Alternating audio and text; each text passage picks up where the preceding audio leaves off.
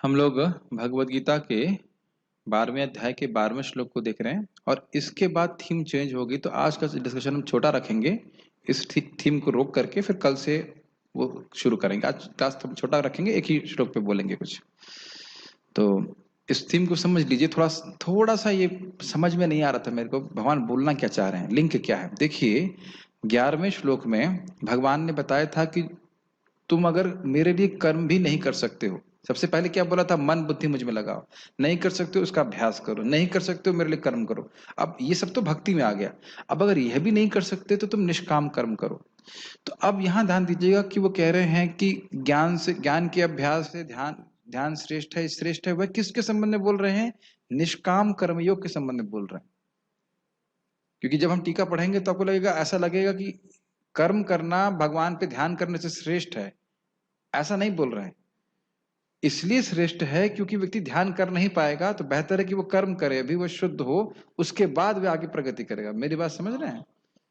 जैसे एक व्यक्ति नर्सरी में है तो उसके लिए श्रेष्ठ क्या है?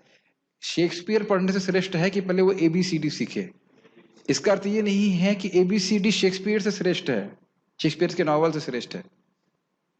हमारे प्रभु जी संस्कृत पढ़ाते हैं तो सबसे पहले क्या पढ़ाते हैं? अगर बिल्कुल कुछ भी ना जानता हो संस्कृत में तो का खा गा पढ़ाएंगे कि नहीं? आ वो इससे पहले आ पढ़ाएंगे, है कि नहीं? कहें अरे प्रभु जी आप तो व्याकरण नहीं पढ़ा रहे हो, तब क्या कहेंगे?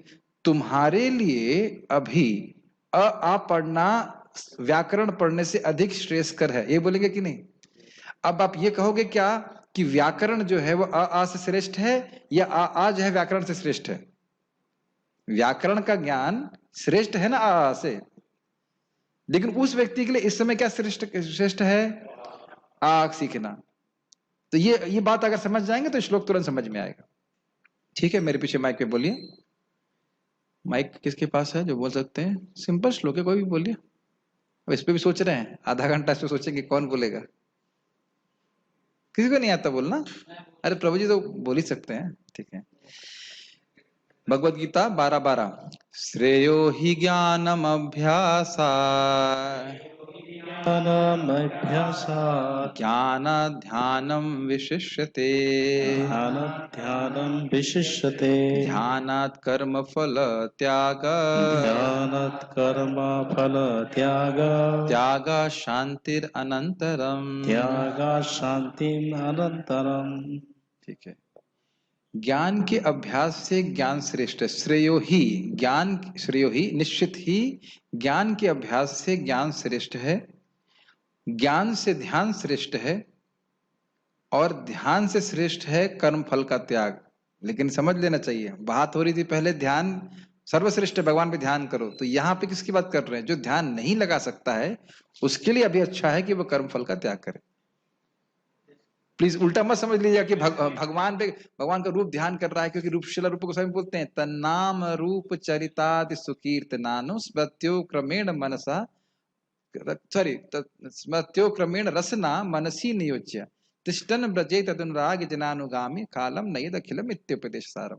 सर्वश्रेष्ठ उपदेश तो ये है कि 24 घंटे व्यक्ति भगवान के नाम रूप गुण लीला के स्मरण में कीर्तन में लगा रहे। लेकिन यह सभी के लिए सर्वश्रेष्ठ नहीं है। क्यों? क्यों कर नहीं सकेंगे? प्लीज मैं फिर कई बार इसको रिपीट करूंगा, यह नहीं है कि सर्वश्रेष्ठ नहीं है, यह सबके लिए सर्वश्रेष्ठ इसलिए नहीं है कि इस विकल्प को करने का अधिकार नहीं है अभी। इसलिए सुबह शाम कृष्ण कथा करें, मोस्ट ऑफ द डिवोटीज के लिए जरूरी है ये। सुबह शाम कृष्ण कथा करें, लेकिन दिन में भगवान के लिए कार्य करें। और भगवान के लिए कार्य दिन में तभी कर पाएंगे जब सुबह शाम कृष्ण कथा हो। समझ में आ रहा है? ठीक है। और यहाँ बहुत अच्छी बात बोल रहे हैं भगवान, बहुत अच्छी बात बोलते ही हैं। कर्म फल का त्याग से होता क्या है? कर्म फल के त्याग से मन शांत होता है। ये जो दुनिया में सब लोग सोच रहे हैं कि मैं अधिक से अधिक इकट्ठा करके सुखी हो जाऊंगा, ये बिल्कुल विपरीत है। अब इसको अगर मैं बहुत हास्यास्पद उदाहरण दूं तो कहूं कि भाई खाना खा के शांत होते हैं कि त्याग करके शांत होते हैं? अगर केवल खाता रहे और त्यागने को ना मिले तो बड़ी अशांति हो जाती है ना, कॉन्स्टिपेशन से। तो यही मानसिक कॉन्स्टिपेशन लोगों का हो गया, एक्यूमुलेट कर रहे हैं, जबकि लेके हम कुछ भी नहीं आते और लेके कुछ जाएंगे भी नहीं। लेकिन केवल इकट्ठा करने से एंजाइटी होती है। एक छोटा सा पास टाइम संबंध में समझाऊंगा। कुरेश नाम था, नहीं कुरेश नहीं, एक और नाम है, धा से उनका नाम था, याद नहीं आ रहा। रामानुचार्य जी के शिष्य थे और उनकी पत्नी बहुत धनवान थे। और एक दिन उनका मना है कि नहीं, सब ध्यान धन छोड़ करके अब हम श्रीपाद रामानुजाचार्य जी के एकमात्र आश्रय लेंगे, रंगनाथ जी जाएंगे। तो जंगल में जब जा रहे थे तो उनकी पत्नी को बोली, अरे यहाँ डाकू हो सकते हैं, यहाँ कुछ हमें हो सकता है मार दें ऐसे करके। तो उनसे पूछे, क्यों भाई, कुछ धन लेके आई हो साथ में? कहती हाँ कुछ धन तो है। यानी कहा इसीलिए तुमको भय हो रहा है। जितना व्यक्ति के पास धन होता है उतने उसको घबराहट होती है। अब आप कहेंगे तो प्रभु जी धन की कोई उपयोगिता नहीं है। अगर आप उसे कृष्ण की सेवा के लिए उपयोग में लाना चाहते हैं तब कोई दिक्कत नहीं है, लेकिन हमें ये ध्यान रखना होगा कि वो कृष्ण की सेवा में उपयोग होना चाहिए। और कृष्ण की सेवा में उपयोग नहीं हो रहा है तो कम से कम उसका उपयोग समाज की सेवा में होना चाहिए। अभी मैंने सुना था इसमें कोरोना में अजीज प्रेम जी ने कितने करोड़ों रुपए जो है सेवा के लिए दिए। बहुत अच्छी बात है, एक दृष्टि से बहुत अच्छी बात है। सबसे अच्छा है कृष्ण की भक्ति के प्रचार के लिए दो, लेकिन वो नहीं दे पा रहा है पेड़ उगाने के लिए, झील बनाने के लिए, मीठे पानी की व्यवस्था करने के लिए। ये सब व्यवस्था भी करना चाहिए। क्यों? उसे क्या होगा, क्या सीख रहे हैं? शांतिर अनंतरम, हृदय में शांति आएगी। ये जो जलन है ना कि ये चाहिए, ये चाहिए, वो चाहिए, ये चाहिए, भोग तो उतना सकते नहीं है, ये चाहिए, वो चाहिए, ये जलन शांत होगी। तो फिर अब जब थोड़ा शांत होगा तब वह भगवान की कथा में कभी हो सकता है आगे जाकर के उसकी मति लगे इस प्रकार से। ठीक है। यदि तुम यह अभ्यास नहीं कर सकते तो ज्ञान के अनुशीलन में लग जाओ। लेकिन ज्ञान से श्रेष्ठ ध्यान है और ध्यान से भी श्रेष्ठ कर्म फलों का परित्याग, क्योंकि ऐसे त्याग से मनुष्य को मन शांति प्राप्त हो सकती है। एक और बात ध्यान देने वाली यह है कि जिसका मन शांत नहीं वो ज्ञान का अभ्यास भी नहीं कर सकता। आपने एक अनुभव किया होगा कि मान लीजिए किसी भक्त से आपका झगड़ा हो जाए, ये हो जाता है, इसमें सोचिए कि नहीं होता है। अब उसके बाद आप क्लास में बैठे हैं, भागवत क्लास में, तो क्या होगा? एकदम नहीं लगेगा मन, है ना। अभी आपका एग्जाम हो, मान लीजिए 9 बजे आपका एग्जाम है, सॉरी 8 बजे एग्जाम हो, तो गीता क्लास में मन लगेगा? ये बिजनेस डूब रहा हो, मैं उन लोगों की बात नहीं कर रहा हूँ जो शुद्ध भक्त हैं, वो तो उनका उधर मति जाएगी नहीं, लेकिन हम सब लोग से प्रभावित हो जाते हैं। तो कहने का अर्थ है कि जब मन अशांत होता है तो भगवान की भक्ति भी हम ठीक से नहीं कर पाते। इसलिए शांत चित्त, अब इसी को देख लीजिए, 10 बजे जब कीजिए सुबह, और आप सुबह 4 बजे 5 बजे जब कीजिए, अंतर देख रहे हैं, सभी जानते हैं। तो आप समझ पा रहे हैं, जब तो हम बात यहाँ कर रहे हैं, कर्म त्याग से व्यक्ति को क्या फायदा प्राप्त होगा? मन की शांति होगी। मन की शांति होगी तो फिर वह ज्ञान का अनुशीलन कर पाएगा, फिर वह ज्ञान का अनुशीलन करके ज्ञान में स्थित हो पाएगा, फिर वह भगवान पे ध्यान कर पाएगा। फिर याद दिलाऊंगा, पहले कर्मयोग करेगा, कर्मयोग करेगा, फिर उससे ज्ञान योग करने का अधिकार प्राप्त होगा, और ज्ञान योग से फिर आगे अब अष्टांग योग कर पाएगा, ध्यान लगा पाएगा भगवान में, और फिर वह भक्ति कर पाएगा। तो अब फिर मैं बार बार रिपीट कर रहा हूं, इसका अर्थ यह नहीं है कि भक्ति का पद स्वीकार नहीं किया जा सकता।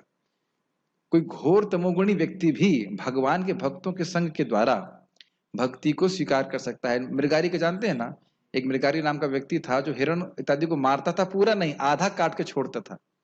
कितना उसको क्या कहते तमोगुण था। और नारद जी ने पूछा, छोटी शॉर्ट में बोल रहा हूँ, नारद जी ने पूछा तुम ऐसा क्यों करते हो? तो कहता है मुझे बहुत अच्छा लगता है। तो सोचिए, ऐसे परिवार में जन्म लेना, ऐसी मनोवृत्ति वाला व्यक्ति भी नारद जी के प्रभाव से एक ही साल में इतना परिवर्तित हो गया कि वह चींटी को भी नहीं मारना चाहता था। तो आप ये मत कभी लेके चलिएगा, कभी नहीं सोचना कि भक्ति के लिए आपको कर्मयोग करना ही पड़ेगा। ऐसा नहीं है। भगवान के भक्तों का संग हो और हमें श्रद्धा हो जाए, सही बोल रहे हैं, तो चाहे कोई व्यक्ति कितना भी तमोगुण में हो, भक्ति का अभ्यास करके वह ठीक हो सकता है। कभी आपने सोचा है? एक बार बोलिए कृष्ण। शास्त्र क्या बोलता है, कितना फायदा होगा? आप काउंट नहीं कर सकते, करोड़ों करोड़ों जन्मों के पाप ध्वंस हो जाते हैं, बस भगवान दिखाते नहीं है तुरंत। सुदामा को तुरंत दे दिए थे ना सारे द्वारका का वैभव, लेकिन तुरंत बोलते कुछ नहीं। कैसे भी कथम अपी, कैसे भी आप हरे कृष्णा बोलिए, ज्यादा बोल दिया, कृष्ण छोड़ दीजिए, हरे हरे। और एक भक्त बता रहे थे, वो तो बहुत अच्छा बात बोल रहे थे। यमुना जी के पास में उनका, हम लोग को महाराज को क्लास देना था, उससे पहले वो सन्यासी गौड़े मठ के थे, क्लास दे रहे थे, लेकिन बात बहुत अच्छी बोल रहे थे। कह रहे थे शास्त्र की बात बोल रहे थे, सब कुछ शास्त्र की बोल रहे थे। कह रहे थे नाम बोलना छोड़ दो आप। ये नहीं बोला नाम बोला छोड़ दो, मतलब कहने का चली है कि नाम पूरा बोल दिया वो छोड़ दीजिए। मैं नाम बोलूंगा, हाँ बोल, हरे बोलूंगा, वही सारे पाप ध्वस्त हो जाते। इतना जबरदस्त है, क्योंकि पूरे समझ में नहीं आ रहा, विश्वास नहीं हो रहा, तो हमारी बुद्धि कितनी है। यही मैंने परम पूज्य राधा गोविंद महाराज को पूछा, महाराज समझ में नहीं आता एक नाम से सारे पाप कैसे नष्ट होते हैं। तो महाराज बोले आप अपनी बुद्धि क्यों लगा रहे हैं, शास्त्र का वचन है, सो स्वीकार कर लेना चाहिए। अब भले हमको अभी अनुभव प्राप्त नहीं हो रहा है, इसलिए महाप्रभु कह रहे हैं एक नाम भी जो बोल रहा है, जिसके मुख से सुन रहा है आप, उसका सम्मान करना चाहिए। सामान्य व्यक्ति नहीं है। इस शिक्षा का पालन करना भी बड़ा कठिन है। कितने लोग हम सम्मान कर रहे हैं जो हरे कृष्णा बोलते हैं, और एक बार नहीं 28,000 बार 16 माला करते हैं, 4 नियम का पालन, सॉरी चार माला भी क्यों कर रहा है। महाप्रभु कह रहे वह भी भक्त है। जिसके मुख से तुमने एक बार कृष्ण नाम सुना है वो सर्वश्रेष्ठ है सभी सामान्य इंसानों में जो हरे कृष्ण नहीं बोलते। हरे नहीं बोलते, हरे कृष्ण तो 2 हो गया, हरे भी नहीं बोलते या कृष्ण नहीं बोलते। तो मैं ये सब बातें क्यों बोल रहा हूं, मैं कह रहा हूं कि कर्म योग ज्ञान योग कुछ है ही नहीं भक्ति योग के आगे। अगर आपको याद हो तो हमने बताया था क्या था ये, कर्म योग छोटी पहाड़ी, ज्ञान योग उससे ऊंची पहाड़ी, अष्टांग योग उससे ऊंची पहाड़ी, लेकिन भक्ति योग स्वर्ण पहाड़ी। स्वर्ण पहाड़ी को पहाड़ी से कंपेयर कर सकते हैं क्या, समझ में आ रही ये चीज, गीता भूषण टीका। लेकिन फिर भी एक और बात ध्यान देनी होगी, ये बात भगवान आगे आखिरी श्लोक में बोलेंगे इस अध्याय की, कि जो इस पथ का अनुगमन करते हैं तो मुझे बहुत प्रिय है। ये श्लोक मुझे बहुत अच्छा लगता है। जो इस धर्म का, जैसे मैंने वर्णन किया, भागवत धर्म का अनुशीलन करते हैं तो मुझे बहुत प्रिय है। अब इसमें भी देखना होगा कि तारतम्यता है। जो मय्ये व मन आदस्व वाला श्लोक था वो बहुत अधिक प्रिय है, जो अभ्यास कर रहे हैं वह भी बहुत प्रिय है, क्योंकि आगे जाके वो बन जाएंगे। मतलब अब ये 4 प्रकार के लोगों को हमने देखा ना, जिसका मन लगा हुआ है, जो मन लगाने का प्रयास कर रहा है, जो अपने भगवान के लिए कर्म कर रहा है, और जो निष्काम कर्म कर रहा है, वह सभी लोग अपने अधिकार के अनुसार भगवान की आज्ञा मान रहे हैं। क्या ये बात समझ में आ रही है। जैसे फिर हमारे पवित्र प्रभु, आप संस्कृत पढ़ा रहे हैं, किसको संस्कृत यहाँ पे बिल्कुल नहीं आती, ओके, पार्थ प्रभु और हमारे कर्णामृत प्रभु और अन्य डिवोटीज को। और कुछ लोगों को संस्कृत आती है, किन लोगों को आती है, आपको आती है, अच्छा आपको भी आती है, यादवपति प्रभु आती है। तो मान लीजिए आप टीचर हैं, तो आप इन लोगों को जो पढ़ाएंगे, चलो भाई का खा गा लिखो, तो वो लिखेंगे तो आप खुश होंगे, मानेंगे आपकी बात तो खुश होंगे आप, ठीक है। अब आप यादवपति प्रभु को पढ़ाएं और कहेंगे मैं केवल का खा गा लिखूंगा, तो आप खुश होंगे नहीं, अरे तुम, और पहली बात आप उसको बोलेंगे भी नहीं, यादवपति प्रभु को आप ये नहीं बोलेंगे का खा गा, आप बोलेंगे अच्छा वो व्याकरण का वो पढ़ा कि नहीं, वो ठीक है क्या कि नहीं। जब वह आपकी आज्ञा मानेंगे तो आप प्रसन्न होंगे। मेरी बातें समझ रहे हैं, यस। जैसे मान लीजिए कोई नया डिवोटी होता है, वो एक माला करता है, हम क्या कहते हैं वेरी नाइस, और आप लोगों को मैं डांटता हूँ 16 माला 9 बजे तक क्यों हो रही है, तो ये क्या बात है। एक तो आप बोलो, दूसरे वाले को बोलो 1 बजे तक 1 माला में प्रसन्न कर रहे हैं आप, और हम 16 माला अगर 8 लेट में कर रहे हैं तो क्या दिक्कत है। तो समझ में आया, हर व्यक्ति के अधिकार के अनुसार जो वो करता है तो हम उसको उसके अनुसार उसको प्रोत्साहन दे। समझ रहे हैं ना ये बात, यही बात भगवान बात बोल लेंगे आखिरी में, क्या ये कोई भी व्यक्ति, 4 प्रकार के भक्तों का वर्णन हुआ अलग अलग स्टेज के, वह इस प्रकार से भगवान की बात मानते हैं तो भगवान प्रसन्न होते हैं। एक छोटा सा पॉइंट मैं फिर से याद दिलाऊंगा, परम पूज्य वृंदावन चंद्र महाराज बता रहे थे, प्लीज बहुत ध्यानपूर्वक सुनिए। गीता में भगवान आगे कहते हैं कि जो अपने मन गणन तरीके से तपस्या करते हैं, शरीर को कष्ट देते हैं, तो वह अपने शरीर को तो कष्ट देते ही हैं, मुझको भी दुख देते हैं। तो आपके मन में प्रश्न नहीं आया कि भाई ये भगवान को कैसे दुख हो गया, भगवान तो शरीर से निर्लिप्त है, चाहे मरे जिए कुछ भी हो, आता है ना प्रश्न। तो महाराज बहुत अच्छा बात बोले कि जब बच्चा, लड़का या लड़की कोई भी माता पिता की आज्ञा नहीं मानता तो दुख होता है कि नहीं। भले ही उनको शरीर में कोई कष्ट नहीं है, लेकिन माता पिता की बात नहीं मानता है तो कष्ट होता है। अच्छा, और माता पिता की बात मानता है तो फिजिकली कुछ नहीं हो रहा है, लेकिन माता पिता को बड़ा सुख मिलता है। समझ रहे हैं, वही बात यहां समझना चाहिए। भगवान कह रहे हैं कि जो इस भक्ति के पद को स्वीकार करता है, जो 4 प्रकार की आज्ञा भगवान ने दी अपने अधिकार के अनुसार, जो जिस स्तर पे है, तो बहुत प्रिय है। आप इसको अपने प्रैक्टिकल जीवन में समझिए। यहाँ जितने भी भक्त हैं सब लोग तिलक लगा रहे हैं, कंठी पहन रहे हैं, मंगल आरती जाते हैं, जप करते हैं, सब लोग भगवान की आज्ञा मान रहे हैं कि नहीं मान रहे हैं, हरे कृष्ण मन जप कर रहे हैं कि नहीं कर रहे हैं, भगवान को प्रणाम कर रहे हैं। तो ये मत भूलिए कि वह भगवान को प्रिय है। मैं इसलिए सारी कहानी बोल रहा हूं, तब हम भगवान को प्रिय होंगे। समझ में आ रही है कि नहीं बात, तब हम भगवान के नाम को प्रिय होंगे। समझ में आई, नहीं समझ में आई। जब हम दूसरों का सम्मान करते हैं, कम से कम भक्तों का सम्मान तो करें। तो भगवान का नाम को हम प्रिय होते हैं। भगवान का नाम एक व्यक्ति, भगवान स्वयं है। देन कृष्णा बन, भगवान कृष्ण तब अपने नाम के सुख को हमारे हृदय में प्रकाशित करेंगे। ये महाराज जी बताए थे, अगर आप लोग अच्छे से पढ़ाया, तब वैष्णव की कृपा से भगवान के नाम की कृपा हमको प्राप्त होती है। ये ध्यान दीजिएगा, फिर मैं बोल रहा हूं, नाम भगवान है स्वयं। कैसे मालूम चला आप लोगों को? सुन करके।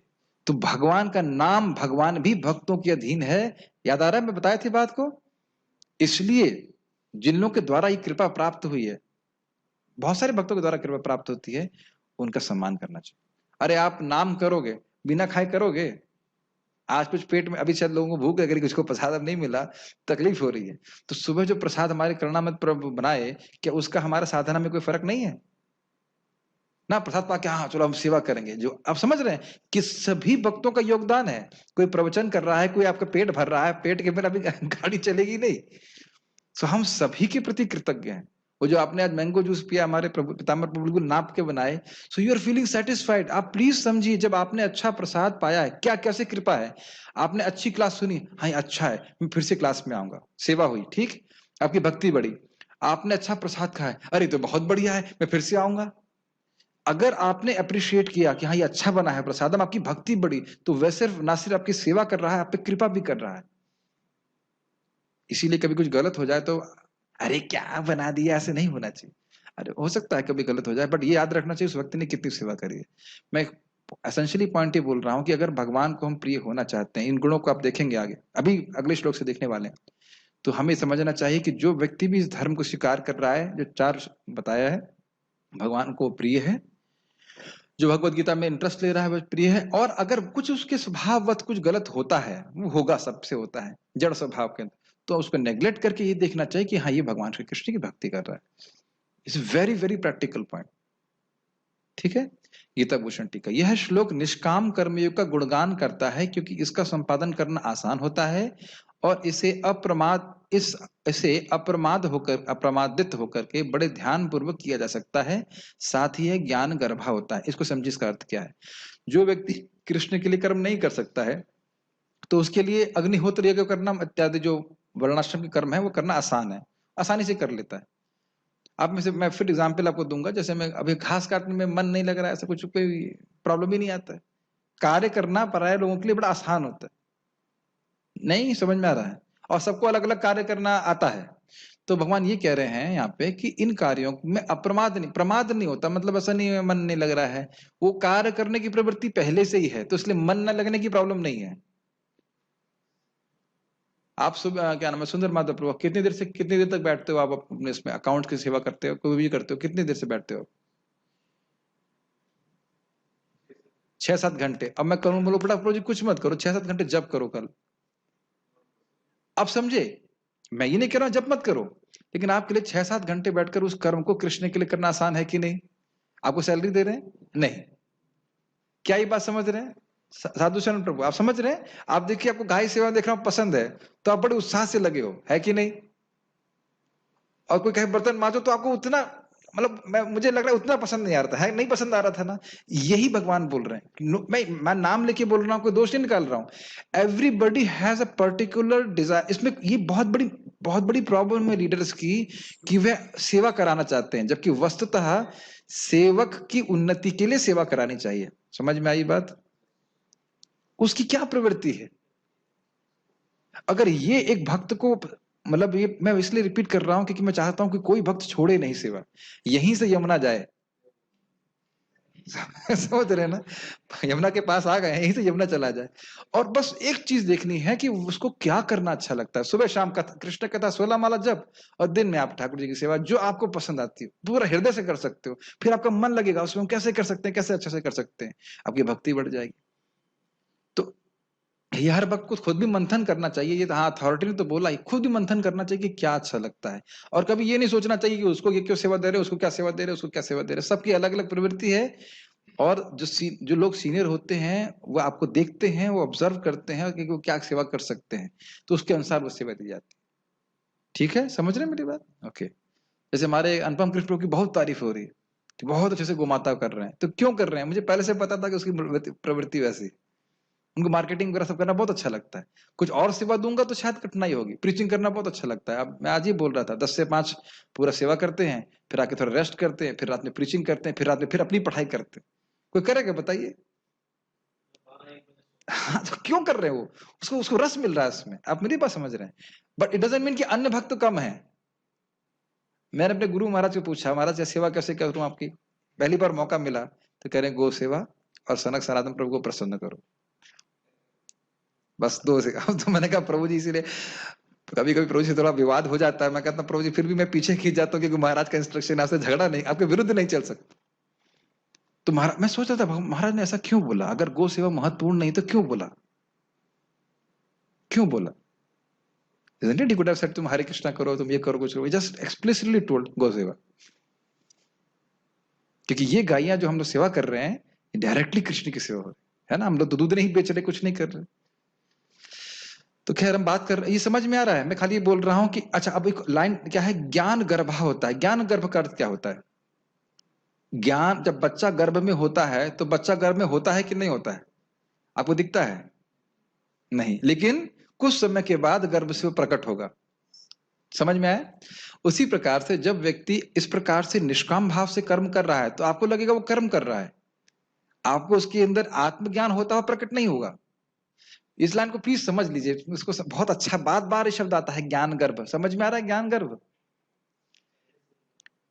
जब आप भगवान के लिए निष्काम कर्म कर रहे हैं, भगवान के लिए नहीं, क्या मान लीजिए निष्काम कर्म करना है या फिर भगवान के लिए कर्म करना है, तो ऐसा लगेगा कि हम इंद्रियों से कार्य कर रहे हैं, है ना? तो कहेंगे भाई इसमें, अब इसमें ये मतलब इंटरनल कल्टीवेशन तो कुछ हो नहीं रहा है, ज्ञान का अनुशीलन तो नहीं हो रहा है। लेकिन इस प्रकार से निष्काम भाव से भगवान में लगने से हृदय में भगवान अपने आप इस ज्ञान को प्रकट करेंगे। क्या ये बात समझ में आ रही है? कौन सा ज्ञान? कि मैं कृष्ण का नित्य दास हूं। ठीक, थैंक यू, हरे कृष्ण। ठीक है, ये बहुत इंपॉर्टेंट है और ये प्रैक्टिकल है। 99% लोगों के लिए यही ये सिस्टम प्रैक्टिकल।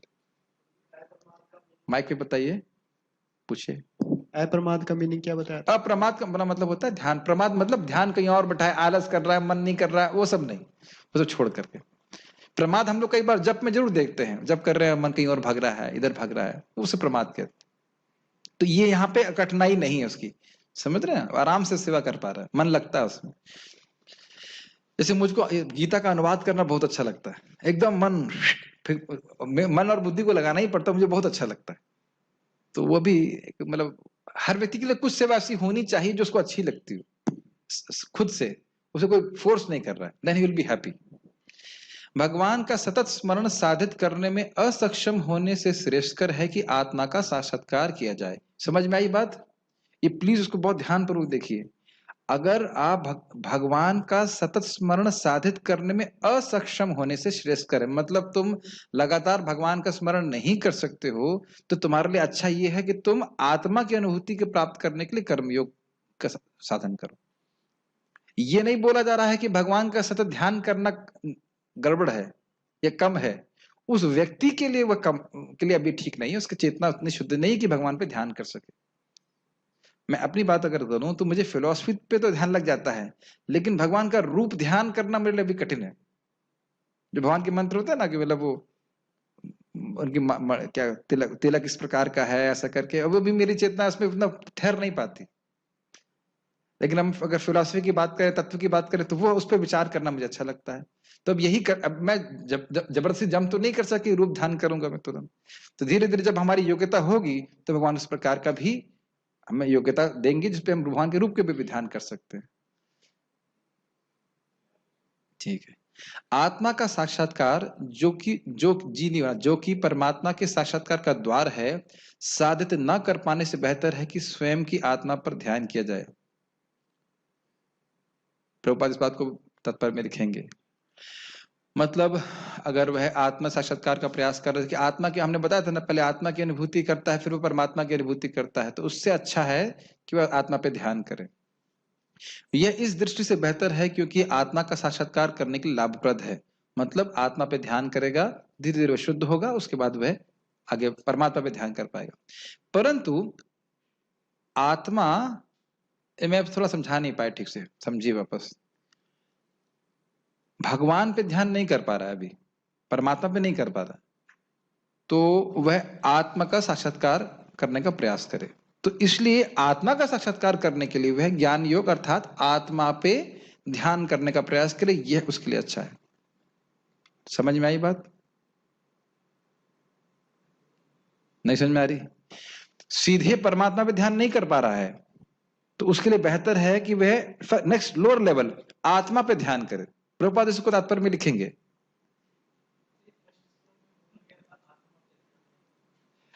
फर्स्ट मतलब कौन से? आप क्लास में शुरुआत से आए थे क्या? इसीलिए तो देखिए पॉइंट मिस हो गया। मैं फिर से रिपीट कर रहा हूं, भगवान पे ध्यान करना सर्वश्रेष्ठ है, लेकिन जो नहीं कर सकता है उसके लिए सर्वश्रेष्ठ नहीं है। जो काम ही नहीं कर सकते तो फायदा क्या करने का? भाई आप दिन भर हरे कृष्ण जपिए, कोई दिक्कत नहीं है, लेकिन जब कर ही नहीं सकते तो फिर फायदा क्या? समझ पा रहे हैं? तो उसका अधिकार नहीं है भगवान के ऊपर ध्यान करने का, उसका मन उसमें लगेगा नहीं, तो अभी वह आत्मा पे ध्यान करने का प्रयास करे। इसका अर्थ यह नहीं है कि भगवान पे ध्यान करना श्रेष्ठ नहीं है। ये समझ में नहीं आ रहा है? अरे भाई जब आप किसी नए व्यक्ति को प्रीचिंग करते हो तो सीधे बोलने लगते हो क्या कि जन्मादस्य तो वयाद इतना तस्य, नहीं ऐसे नहीं बोलते हैं आप पहले बोलेंगे भाई इंसान जानवर में क्या अंतर है, फिर बोलेंगे भाई जगत में क्या कष्ट है। अब मैं ये चीजें रोज यहां तो नहीं बोलूंगा,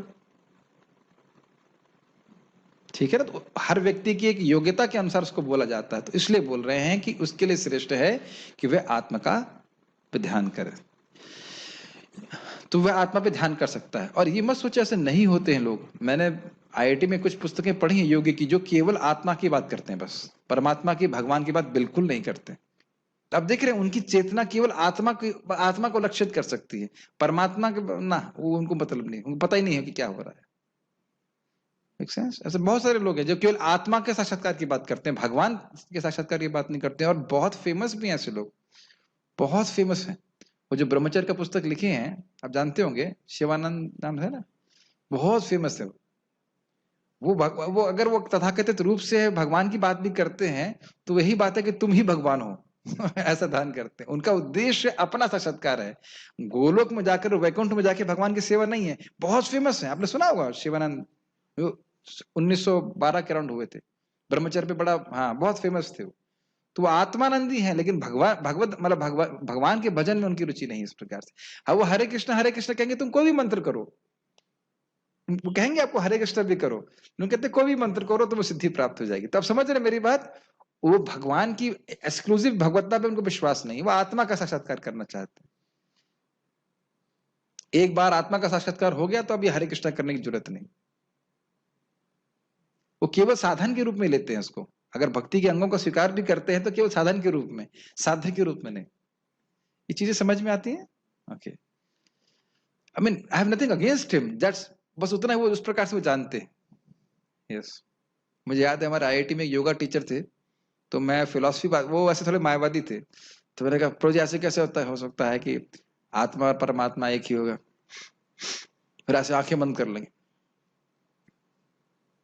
तुमको जब दिखा देंगे ना तुम झेल नहीं पाओगे, इसलिए हम नहीं बोल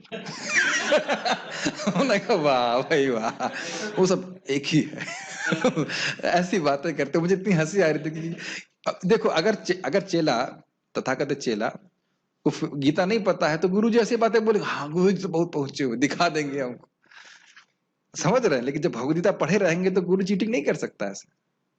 तो मैंने उनको बहस नहीं किया, मैंने ठीक है। परंतु आत्मा पर असफल ध्यान से कर्म फल का त्याग श्रेयस्कर है, अर्थात कर्मों को फलाभिसंधि से रहित होकर के करना। ये समझ में आई? अगर आत्मा पे ध्यान नहीं कर पा रहा है तो उससे बेहतर क्या है कि व्यक्ति कर्म करे। देखिए बहुत ये सब बातें बहुत गंभीर हैं हमारे प्रचार में। मान लीजिए कोई कहे, कोई आपको कांग्रेगेशन डिवोटी है, लड़का है, वो कहता है शादी करना चाहता हूं, मैं करना ही चाहता हूं, तो उसको यह उपदेश देना कि तुम शादी मत करो, ये सही उपदेश नहीं है। वो परेशान होगा उसके। मैं ये नहीं कह रहा हूं कि शादी करना अच्छा है ये नहीं कह रहा हूं, आप ब्रह्मचारी लोग हैं, लेकिन कुछ लोगों का ब्रह्मचारी का संस्कार है, उसको बोलता कि तुम्हें शादी करनी ही पड़ेगी, तो फिर वो बेचारा बर्बाद हो जाएगा, परेशान हो जाएगा। आप सब लोग ऐसे ही हैं, इसलिए आपको ब्रह्मचारी रहना। लेकिन कुछ जिन लोगों को आप प्रीचिंग करेंगे, कुछ लोगों को वो उस परेशानी से जाना पड़ेगा, तब समझ में आएगा कि सफरिंग है। जैसे कभी कहते हैं भाई अचार मत खाओ, पेट जलेगा, थोड़ा सा खा लेते हैं प्रभु जी, अरे हाँ प्रभु जी पेट जलता है, पहले बोल रहे थे तुमको, लेकिन समझ रहे कुछ लोग संयम नहीं कर सकते हैं, तो ठीक है भाई, और बहुत सारे लोग संयम नहीं कर पाएंगे। बट हमने गाइडेंस ये देनी है कि किस प्रकार से गृहस्थ आश्रम में रह करके भी वो ठीक से भक्ति कर सकें, जितना भी कर सकें, लेकिन ठीक से कर सके, और उस व्यक्ति के प्रति नेगेटिव एटीट्यूड भी नहीं रखना है। प्लीज, ये बहुत गंभीर है। जिन लोगों को आप ट्रेनिंग दे रहे हैं भक्तों को, एक ही काली ब्रह्मचारी से प्रीचिंग करेंगे, सबको प्रीचिंग करते हैं। जैसे हमारे एक भक्त सुन रहे हैं जूम पे, वो बोलते हैं मेरे को, प्रभु जी आप बोलते तो हो कि मंदिर में सेवा करना चाहिए और इच्छा भी होती है, लेकिन फिर भी फिर जब क्लास समाप्त हो जाती है तो फिर आसक्ति बढ़ जाती है। तो मैंने कहा ठीक है, फिर बाहर जाके आप नौकरी कीजिए, देख लीजिए कि दुनिया में कितना कष्ट है। समझ में आया नहीं आया? जो सुन करके समझ जाए वो बहुत अच्छा, और उसके बाद कुछ लोगों को करंट लगेगा तब समझ में आएगा। नहीं तो आत्मा के लिए क्या मतलब है? ना तो कोई किसी का बच्चा है, ना किसी के पिता है, ना कुछ भी नहीं है, लेकिन कुछ लोगों को उसमें फंस के ही समझ में आता। हाँ मतलब ठीक से लात पड़ी नहीं है, लेकिन समझिए वह कष्ट होना जरूरी है। He will not learn in any other way. आप कितना भी बोलेंगे, वो आश्रम में रहेगा। तो मैं एग्जांपल दे रहा, एक व्यक्ति आश्रम में था, हमारे आश्रम में, उसको मैंने कुछ सेवा नहीं दी थी, केवल साउंड की सेवा। कौन साउंड साउंड साउंड साधु शरण प्रभु कर चुके साउंड सेवा, भाई क्या मेहनत है उसमें? कुछ भी नहीं है, एक माइक लगा देना होता है, एक बटन दबा देना, प्रभु जी मेरा सर दर्द कर रहा है, प्रभु जी बहुत कष्ट हो रहा है, बहुत सेवा हो रही है, मैं कैसे करूंगा, इतना परेशानी। अब जब शादी हो गई तो 3 टाइम खाना बना रहे हैं, मेहनत कर रहे हैं अभी कोई कष्ट नहीं। और एक्चुअली वो बाहर रूप से वो ठीक भी है। आप समझ रहे हैं?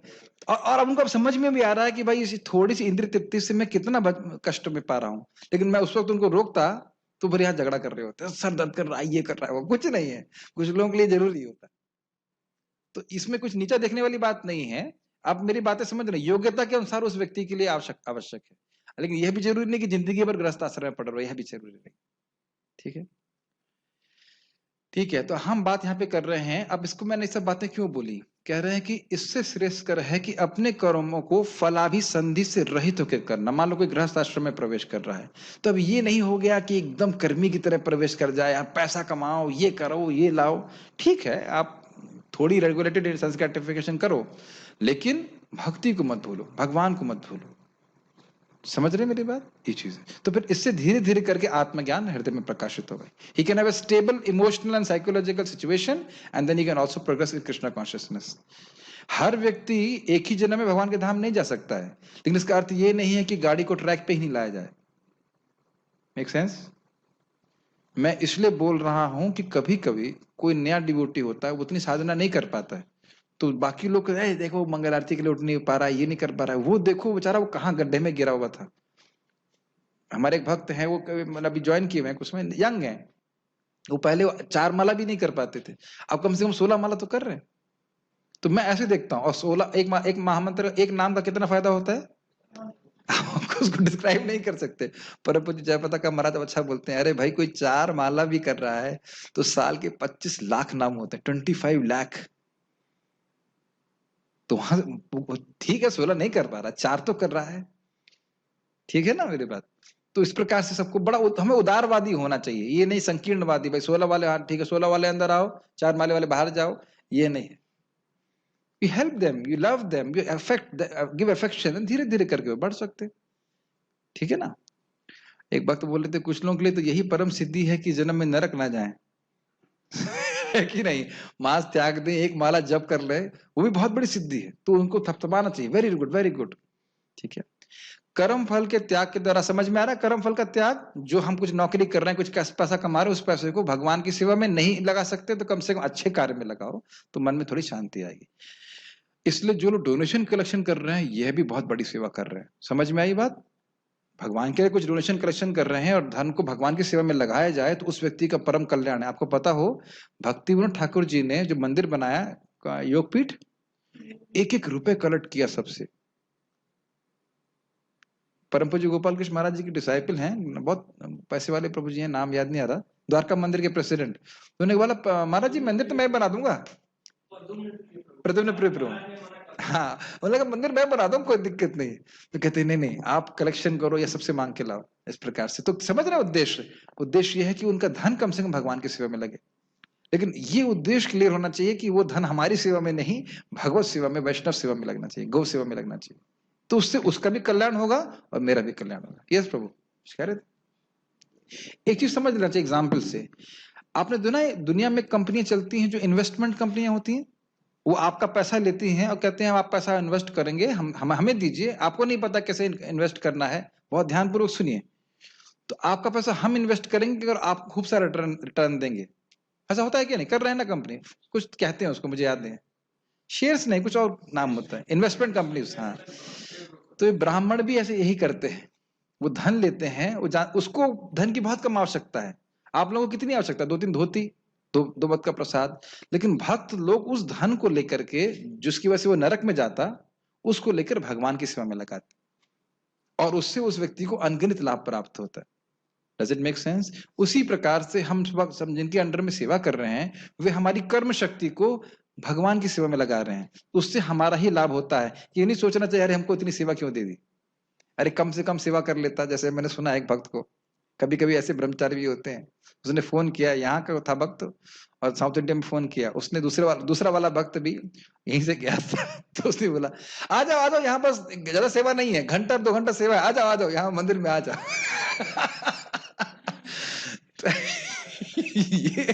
ये उद्देश्य मंदिर का नहीं होना चाहिए। मंदिर में रहने वाले भक्तों को तो और उत्साह होना चाहिए, खूब सेवा करें कृष्ण की। अब तो खुल के सेवा करेंगे, खुल के प्रीचिंग करेंगे, क्योंकि इससे हमारा ही कल्याण। ठीक है ना? क्योंकि कर्म शक्ति कृष्ण में नहीं लग रही है तो फिर माया जी हैं, सेवक तो है ही। कर्म फल के त्याग के द्वारा व्यक्ति मन की शांति को प्राप्त होता है, तब शुद्ध मन से वह ध्यान कर सकता है। ठीक प्रकार से ध्यान करने के द्वारा वह आत्मा की अनुभूति कर पाएगा। आत्मा की अनुभूति के उपरांत वह परमात्मा का ज्ञान प्राप्त करने में सक्षम हो पाएगा। परमात्मा के ज्ञान के द्वारा वह शुद्ध भक्ति को स्वीकार करेगा। इस भक्ति के द्वारा वह मुझको ऐश्वर्य प्रधान रूप में प्राप्त करेगा। समझ में आ गया? फिर एग्जाम्पल, का का सीखेगा, फिर नहीं सॉरी आ सीखेगा, फिर वो का सीखेगा। जब यह सीख लेगा तो फिर क्या सिखाते हैं प्रभु जी? पवित्र प्रभु फिर क्या सिखाते हैं? आ सीख लिया, फिर का, उसके बाद सूत्र सीखेगा, फिर वो कुछ राम राम इत्यादि सीखेगा। समझ रहे हैं ना? तो क्रमशः इस प्रकार से सीख सीख करके वह परफेक्ट संस्कृत का पंडित बन जाए। क्लियर? लेकिन ये ध्यान देना होगा कि इस प्रकार से जो क्रमशः प्रगति करेगा, उसके लिए भगवान का सानिध्य एकदम गोलोक में प्राप्ति करना संभव नहीं। वह भगवान की प्राप्ति करेगा, भगवान के धाम जाएगा, लेकिन क्या लिखा है? ऐश्वर्य प्रधान रूप, जहां पे भगवान से बहुत आत्मीयता नहीं होगी, वैसी सिद्धि प्राप्त होगी। तो कहेंगे प्रभु जी सब समझने की क्या जरूरत है? क्योंकि सही साधन पकड़ेंगे तो उस सही साध्य को पहुंच पाएंगे। और सही साधन पकड़ने के लिए जहां पे आप हैं वहां पे ज्ञान करना, प्राप्त करना जरूरी है। जैसे आप एयरपोर्ट पे बैठे हो तो आपको पता होना चाहिए कौन सी फ्लाइट कहां जाएगी, क्योंकि कुछ एक विशेष फ्लाइट एक विशेष स्थान तक ही जाती है। Does it make sense? अगर एक ही कंट्री में भी जा रही है तो भी एक अलग अलग सिटी में जा सकती है। यस, आप समझ में आ रहा है? तो अब भले ही आप ये वाली भक्ति करोगे, अगर करोगे करना मत, लेकिन ये वाली भक्ति अगर कर रहे हैं तो हम गोलोक की प्राप्ति नहीं कर सकते। जो 4 प्रकार के रस हैं उसमें वो स्थित नहीं हो सकता। समझ में आ रहा होगा?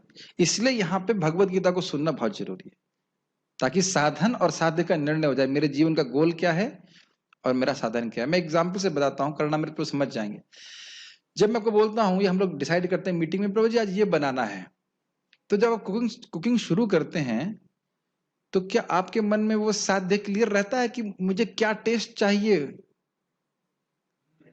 Isn't it? आप बहुत ध्यानपूर्वक सुनिए। हमारे प्रभु जी जूस बना रहे हैं, do you have something in a subtle form? आपके मन में सूक्ष्म रूप में रहता है ना कि इस जूस का टेस्ट ऐसा होना चाहिए। सबको समझ में आ रही मेरी बात? तो एक प्रकार का साध्य है, गोल क्लियर है, तो उसके अनुसार आप साधन स्वीकार करेंगे। और हाँ, कितने समय में बनना है ये भी जरूरी है, ये भी क्लियर है कि आपको टाइम में बता। तो उसके अनुसार आपकी साधन की इंटेंसिटी और साधन का क्या कह सकते हैं, चॉइस रहती है। Does it make sense?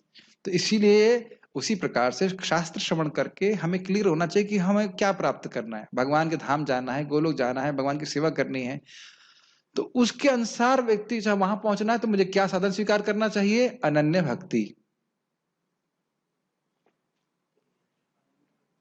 अनन्य भक्ति मतलब भी शुद्ध भक्ति, और उसे करने का प्रयास करना चाहिए।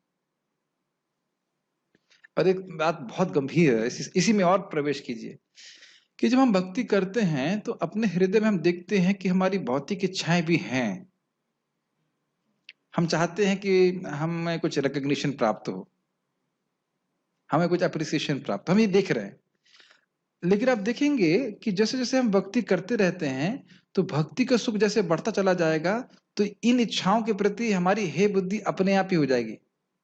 फर्स्ट स्टेप इज कि हम डायग्नोस करेंगे कि ये इच्छाएं हैं और मैं थोड़ा थोड़ा चाहता भी हूं उनको, जबकि मैं सुन रहा हूं कि मुझे नहीं चाहिए इसको। क्या ये सूक्ष्मता को समझ पा रहे हैं आप? प्लीज थोड़ा समझने का प्रयास कीजिए। और जैसे जैसे भक्ति का सुख बढ़ता चला जाएगा तो फिर आप देखेंगे कि हैं और ये मुझे चाहिए ही नहीं, सेकंड लेवल। यस। और फिर जैसे जैसे बढ़ता चला जाएगा फिर आप कुछ कहें वो गायब ही हो जाएंगे। एग्जाम्पल, जैसे कोई व्यक्ति नया आता है, मान लो शराब पीता हो, तो उसके हृदय में इच्छा है अभी शराब पीने की और जब भी कर रहा है, और फिर वह अब उसे सुन लिया है अच्छा नहीं है तो कभी कभी वो गिर भी जाता है।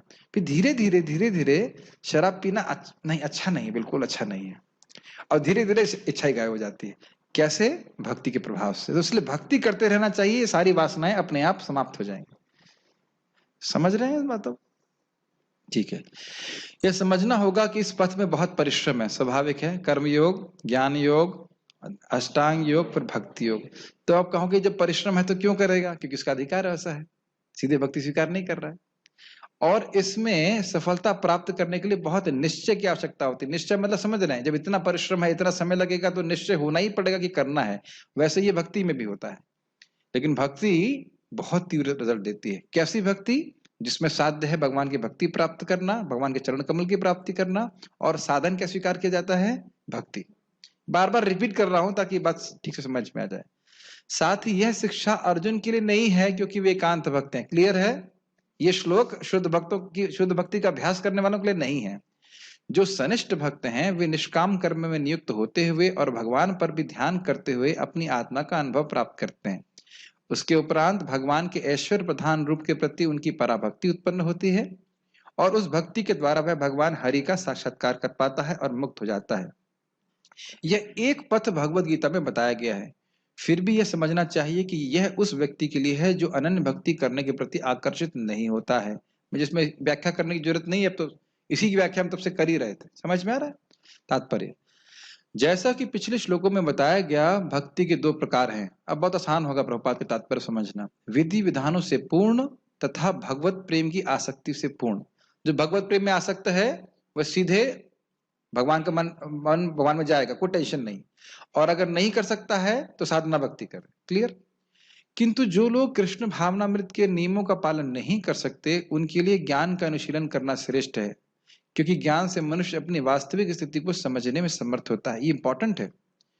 हम लोग भी इसको इस प्रकार का उपयोग करते हैं। हम पहले नहीं बताते कि कृष्ण भगवान है, पहले ही बताते हैं कि तुम आत्मा हो, ये जगत दुख का घर है। तो थोड़ा ज्ञान देते हैं और फिर उससे वो थोड़ा भक्ति की तरफ उन्मुख होता है। ये अपेक्षा नहीं है भक्ति को, लेकिन ये थोड़ा थोड़ा ज्ञान होना चाहिए कि जगत जो है ये अच्छा स्थान नहीं है। ठीक है? आत्मा क्या है, शरीर क्या है, इसका ज्ञान होना चाहिए। यही ज्ञान क्रमशः ध्यान तक पहुंचाने वाला है और ध्यान से क्रमशः परमेश्वर को समझा जा सकता है। इसकी व्याख्या हो गई ना अभी? कर्म योग, फिर ज्ञान योग, उसके बाद ध्यान। ठीक। ऐसी भी विधियां हैं जिससे मनुष्य अपने को परब्रह्म मान बैठता है, और यदि कोई भक्ति करने में असमर्थ है तो ऐसा ध्यान भी अच्छा है। अभी बताया था ना, परमात्मा पे ध्यान नहीं कर सकता तो वो है आत्मा पे ध्यान करे। यदि कोई इस प्रकार से ध्यान नहीं कर सकता तो वैदिक साहित्य में ब्राह्मणों, क्षत्रियों, वैश्यों होना चाहिए, वैश्यों तथा शूद्रों के लिए कतिपय कर्तव्यों का आदेश है। कतिपय कर्तव्य का मतलब विशेष आज्ञा दीजिए जा रही, तुम्हें ये करना है, तुम्हें वो करना है, तुम्हें ये करना है, तुम ब्राह्मण हो, तुम ये करना चाहिए। हाँ, वर्णाश्रम धर्म, लेकिन उसको निष्काम भाव से करे, जिसे हम भगवद गीता के अंतिम अध्याय में देखेंगे। 18 अध्याय में है, 18 अध्याय में ही है कि सबके अलग अलग स्वभाव होते हैं और सबके अलग अलग स्वभाव के अनुसार व्यक्ति कार्य करता है। एक सिंपल सी घटना है, हमारे एक ग्वाले है, ग्वाले का नाम, तो वो थोड़े से रजगुणी बहुत हैं। तो उन्होंने कहा प्रभु जी हमें अभी अभी फार्म में गाय लेके जानी है। हमने कहा अरे भाई गाड़ी टूट गई थी, तो हमने कहा गाड़ी नहीं ले जा सकते, कल ले जा। नहीं, आर पार हम रहेंगे या गाय रहेगी। हमने कहा अरे भाई एक रात में क्या हो जाएगा, कल सुबह नहीं। वो चला गया छोड़ कर गए केवल इतनी सी बात पे। मैंने कहा भाई हम रात में नहीं भेज सकते, गाड़ी खराब है, ट्रैक्टर में ले जाओगे तो कूद जाए। नहीं, आर पार हम प्रभु जी आपका सम्मान करते हैं। हमने कहा सम्मान करते तो आज्ञा मान जाओ भाई, सुबह भेज दूंगा। सुबह भेज भी दी मैंने, लेकिन मैं तब देखा कि ये रजगुण है, इसको कुछ नहीं कर सकते। तब देख रहे स्वभाव इतना प्रबल है, उसका दोष नहीं है, स्वभाव इतना प्रबल है कि वह अपने स्वभाव के विपरीत जाने में असमर्थ है। ये बहुत प्रैक्टिकल है सब अपने लोगों से डील करने में। हमें लगता है ये आदमी कैसा है, वो आदमी कैसा है, वो कुछ नहीं है, बेचारे का स्वभाव ऐसा है कि वैसे ही कार्य करे। और भक्ति करने से धीरे धीरे करके स्वभाव परिवर्तित होता है। लेकिन भक्ति तो इतना गाइडेंस में कहाँ करते हैं लोग, सामान्य व्यक्ति हैं, सामान्य व्यक्ति की तरह कार्य करें। लेकिन प्रत्येक दशा में मनुष्य को अपने कर्म फजल नहीं होना चाहिए, कर्म फल का त्याग करना होगा, जिसका अर्थ है कर्म फल को किसी अच्छे कार्य में लगाना। समझ में आया? जो लोग भक्ति नहीं कर सकते वर्णाश्रम का नियम का पालन करें, लेकिन भोग प्राप्ति के लिए नहीं। एक क्विज है, मैंने आप लोगों को बताया था कि एक पॉइंट है, एक गुण है जो इन चारों श्लोकों में चारों प्रकार के लोगों में भगवान कल्टीवेट कराना चाहते हैं। किसी को याद है? कल मैंने बताया था। Very nice. स्वार्थ परकता नहीं होनी चाहिए, निस्वार्थता। सर्वश्रेष्ठ निस्वार्थता है कृष्ण के लिए, और नहीं तो उसका अभ्यास, और नहीं तो कर्म, कम से कम कर्म भगवान को दो, और नहीं तो कर्म फल त्याग हो। लेकिन भोगने की शिक्षा भगवान बिल्कुल नहीं दे रहे। भोग तो त्याग करने के लिए बोल ही रहे, ठीक, हाँ ये बिल्कुल रख रहे हैं। और एक और बात ध्यान देना कि हम बहुत भोग कर भी नहीं सकते। आज मैं प्रभु जी मेरे पीछे थोड़ा सा, प्रभु जी ने जो आइटम सब बनाया था, मुझे वस्तुतः मुझको पहले से बहुत पसंद है। ऑल तो मैं बोलता हूँ ये आइटम सबको पसंद आएगा, लेकिन उस पे पीछे मेरा थोड़ा रहता है कि ये बहुत अच्छा है होता है। और जब प्रभु जी ने बनाया और देख के मैं प्रसन्न हो गया, तो मैंने एक चम्मच एक्स्ट्रा ले लिया। वो चम्मच लास्ट में भारी पड़ गया खाना। कितना हूं आपको अच्छा लगता हो, लेकिन एक लिमिट है, उसके अधिक नहीं खा सकते। फिर ये बात मुझे याद रही थी। फिर हमारे यहाँ पे भक्त ने प्रसादम, इधर मैं आया तो अनुपम प्रभु मट्ठा पिला रहे थे, 2 ग्लास तो पी गया, फिर याद है नहीं, अब नहीं, इससे अधिक नहीं। कहने करते हम भोग भी अधिक नहीं कर सकते। कितना खा लोगे, है कि नहीं? आप खुद खा सकते हैं 3 चम्मच, और खिला कितने सकते हैं? कितना भी खिला सकते हो। और उस हर व्यक्ति को जिसको प्रसाद मिल रहा है, आपको लाभ है। अगर वो वैष्णव है तो भी लाभ है, और वैष्णव नहीं है तो भी लाभ है। वैष्णव है तो आप सेवा कर रहे हैं, वैष्णव नहीं है तो कृपा कर रहे हैं। दोनों ही ठाकुर जी की सेवा। कंफर्म। संक्षेपतः सर्वोच्च लक्ष्य भगवान तक पहुंचने की 2 विधियां हैं। एक विधि है क्रमिक विकास की, और दूसरी प्रत्यक्ष विधि। क्रमिक विकास समझ गए, ये सनिष्ठ की, कर्म योग, ज्ञान योग इत्यादि। और प्रत्यक्ष विधि डायरेक्ट भक्ति। प्रत्यक्ष विधि मतलब सीधे भगवान के संपर्क में आ रहे हैं। हरे कृष्णा, भगवान को देख रहे हैं, गीता पढ़ रहे हैं, सीधे भगवान के संपर्क में आ रहे हैं। कृष्ण भावनामृत में भक्ति प्रत्यक्ष विधि है, स्पष्ट है। अन्य विधि में कर्म फलों के त्याग करना होता है, तभी मनुष्य ज्ञान की अवस्था को प्राप्त होता है। क्लियर है? ये सब समझा दिया। इसके बाद ध्यान की अवस्था, तथा फिर परमात्मा के बोध की अवस्था, और अंत में भगवान की अवस्था आ जाती है। समझ में आ गई? तो उसमें व्याख्या नहीं कर रहे।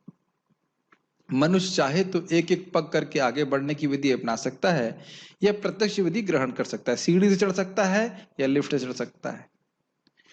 वो बोलते हैं ना, burn your calories not electricity, ऐसे बोलते हैं। सीढ़ी चढ़ोगे तो तुम्हारा श्रम होगा। तो भक्त इतना श्रम नहीं करते हैं, वो बिजली खर्च कर देते हैं। भगवान की भक्ति एक बटन दबा करके भक्ति करके भगवान के पास चले जाते हैं। लेकिन आप लोगों ने क्या अनुभव किया है प्रीचिंग करते समय कि कुछ लोग हरे कृष्णा करना स्वीकार नहीं करते हैं? अगर आप प्रीचिंग करेंगे तो उनके लिए, कुछ लोगों के लिए संभव नहीं होता। तो इसका मतलब ये नहीं कि वो यूजलेस हैं, वह भी कुछ सेवा दे सकते हैं। और फिर मैं याद दिलाऊंगा कि इस प्रकार से सेवा करने में कभी कभी अनजाने में भक्ति भी हो जाती है। जैसे किसी व्यक्ति ने पानी का या स्रोत लगाया, क्या कूलर लगाया, वो जप करता है क्या? नहीं करते।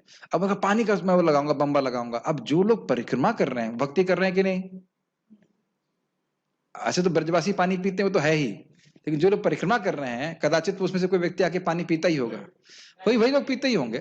तो अब उनकी भक्ति का काउंट बढ़ रहा है कि नहीं? ये चीज हाँ ग्वालों के लिए लगाया, तो समझ रहे हैं? इस प्रकार से लोग धीरे धीरे कहीं ना कहीं जुड़े कम से कम, ये बहुत इंपॉर्टेंट है। ठीक है, लेकिन प्रत्यक्ष विधि हर किसी के लिए संभव नहीं है, इसी की व्याख्या मैं कर रहा था।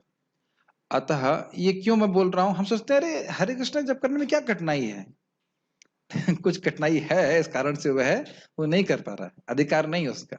अतः अप्रत्यक्ष विधि भी अच्छी है। एक छोटी सी बात मैं बताऊंगा, परम पूज्य राधा गोविंद महाराज के शिष्य हैं, वो नटवर प्रभु मुझे खुद बता रहे थे, वो बेचारे थोड़े रजगुणी बहुत हैं। तो महाराज बोले अरे भाई नटवर यहाँ बैठो और भागवत पढ़ो मेरे साथ। हाँ महाराज पढ़ रहे हैं। अरे फिर कुछ करना है, फिर बाहर चले गए, फिर वापस आए, महाराज बैठो बैठो थोड़ा बैठ के पढ़ो, फिर वो तो कह रहे थे मेरे से बैठा ही नहीं जा रहा था। तो ये उनका दोष नहीं है, जस्ट अभी हम उस रजोगुण से बहुत प्रभावित हैं, तो हम लोग जितना भक्ति डायरेक्ट कर सकते हैं उतना करें, और बाकी समय सर्वश्रेष्ठ होगा कि कर्मों को कृष्ण को समर्पित करें। मैं बार बार रिपीट कर रहा हूं, ताकि हम माया की सेवा किसी भी तरह से ना करें, शरीर से, मन से, वचन से कृष्ण की ही सेवा करें। यस, आप देख रहे होंगे कि 8 बज गया है, 1 घंटे के बाद अब अनकंफर्टेबल लग रहा होगा, लग रहा कि गीता क्लास कब खत्म होगी। नहीं ऐसा नहीं लगता, तब तो ठीक है, आप एडवांस्ड हैं लेकिन कभी कभी ऐसा भी होता है, तो प्रभुपाद इसलिए कम से बोले 1 घंटा तो रोज नियमित सुबह शाम श्रवण करें। अतः अप्रत्यक्ष विधि भी अच्छी है। मैं एक चीज और कहना चाहता हूं, आज मैं रिफ्लेक्ट कर रहा था कि क्या पूरा मॉर्निंग प्रोग्राम करना वर्णाश्रम में सभी के लिए संभव है? नहीं, ये मेरा जो सोचने का तरीका है वो पूरी तरह चेंज होगा। यह संभव नहीं है कि हमारे जो डिवोटी किचन में कुकिंग कर रहा है कि वो भागवत आके सुनेगा। मैंने बोला भागवत में आओ मत, अब खाना कौन बनाएगा भाई? ये स्टैंडर्ड सबसे एक्सपेक्ट करना गलत है। हाँ, अब जिसकी कोई सेवा नहीं है कहते हाँ प्रभु जी आपने बोला था मॉर्निंग प्रोग्राम पूरा करना सबके संभव नहीं, तो मैं अब नहीं करूंगा, तो सोना के लिए आज्ञा नहीं दी जा रही है। परम पूज्य गौर कृष्ण महाराज बोल रहे थे भाई एक सेवा कर रहे हो तो दूसरी सेवा छूट रही है, वो होगी ही, लेकिन सेवा में लगे हैं। हाँ, अब ऐसी सिचुएशन में मैं अपने अगर यहाँ प्रैक्टिकल देखूं तो चलो सुबह करना मेरे प्रभु क्लास नहीं आ सकते, लेकिन गीता क्लास तक आप फ्री हैं, शाम को फ्री है कि नहीं? इस प्रकार से व्यवस्था होनी चाहिए। समुद्र प्रभु ऑल्सो, भले आप सुबह की क्लास सुन सकते हो और आप दोपहर की भी सुन सकते हो, सॉरी शाम को भी सुन सकते हो। मेरे से दोपहर में से क्लास असंभव, ऑलमोस्ट नेक्स्ट टू संभव, मैं नहीं कर सकता। समझ रहे मेरी बात? तो उसने नेगेटिव नहीं देखनी चाहिए कि अरे भाई ये नहीं कर सकता वो नहीं कर सकता। अब साधु शरण प्रभु सुबह सेवा क्लास सुनने आएंगे तो गाय की सेवा कौन करेगा? लेकिन अब ये भी नहीं कि शाम को भी नहीं आना है, फिर गड़बड़ हो जाएगा। फिर हम लोग जो है कुछ सेवा, कोई टाइम हो जिसमें बैठ करके हम लोग भगवान की चर्चा करें, ये बहुत महत्वपूर्ण है, क्योंकि इसी के द्वारा श्रद्धा का तेल मिलता है। तेल खत्म गाड़ी नहीं चलेगी। आपने देखा ना, जब नाम की महिमा सुनते हैं, गीता की महिमा सुनते हैं, जैसे हम गीता को केवल सुनने मात्र से ध्रुवलोक की प्राप्ति होती है, जब सुनते हैं अरे ये फायदा है तुम करते, तो इसलिए सुनना बहुत जरूरी है, तब हम इसको ठीक से कर पाएंगे। ठीक है, आगे पढ़ते हैं। उन लोगों के लिए अप्रत्यक्ष विधि भी अच्छी है। यह तो उन लोगों के लिए है जो इस अवस्था को प्राप्त नहीं है, मतलब जो भक्ति नहीं कर सकते, उनके लिए तो त्याग, ज्ञान, ध्यान तथा परमात्मा एवं ब्रह्म की अनुभूति ही पालनीय है। ये सब बातों की व्याख्या की जा चुकी है। लेकिन जहां तक भगवत गीता का संबंध है उसमें तो प्रत्यक्ष विधि पर ही बल है। हाँ, अभ्यास से भी समर्थोसी, अगर नहीं कर सकते हो, मतलब बात उधर जा रही है, सर्वश्रेष्ठ यही है कि भक्ति करे, नहीं कर सकते हो तो ये सेकंड ऑप्शन। प्रत्येक व्यक्ति को प्रत्यक्ष विधि ग्रहण करने तथा भगवान श्री कृष्ण की शरण में जाने की सलाह दी जाती है। बेस्ट यही है और बताना यही चाहिए। अब वो नहीं कर सकता है तो आप अलग ऑप्शन दे सकते। कोई प्रश्न है किसी भक्त का तो मैं ले सकता हूँ। Any questions then please let me know. मैं जूम के डिवोटीज को भी बोल रहा हूँ, कोई प्रश्न है किसी भक्त का? Any questions? ठीक है, तो यहाँ रुकते हैं। श्रीमद् भगवद गीता की जय, श्रील प्रभुपाद की जय।